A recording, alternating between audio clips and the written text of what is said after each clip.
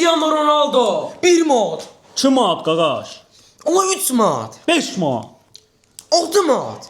Dirəşmə də qaqaş. 7 manat. En sevdiğim oyuncu deyirəm sən 8 manat. 9 manat. Ola 10 manat. Məzələnsən? Ne mesela sen ben 11 tutuyorum. manat. 12 manat. Baxça deyirsən nə var? Beynim sonunda 15 manat. Hesaplaştırırsan bir dakika hamısını yiyeceğim ha bununla. 13 manat.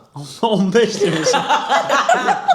15 demişəm. 16 manat. Ay mı? 17 manat. Ver mənə Ronaldonu qaqaş.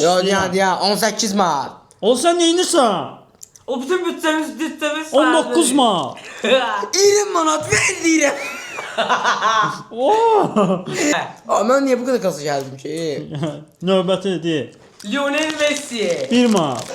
Sergio Ramos. 1 manat. Paulo Maldini. 1 manat. Lamine Yamal. 1 manat. Neymar. 1 manat. Kvaratskhelia. Sö, bəs eləyir qaqaş. Mən Ronaldo'nun hamısına bəsdir. Düzdür dostlar. 5 dənə yığdım qaqaş, 15 manadım da qaldı. Bir dənə Ronaldo yığdı. Hansımızınki daha yaxşı? Türkiye'ye gelmeyin dostlar.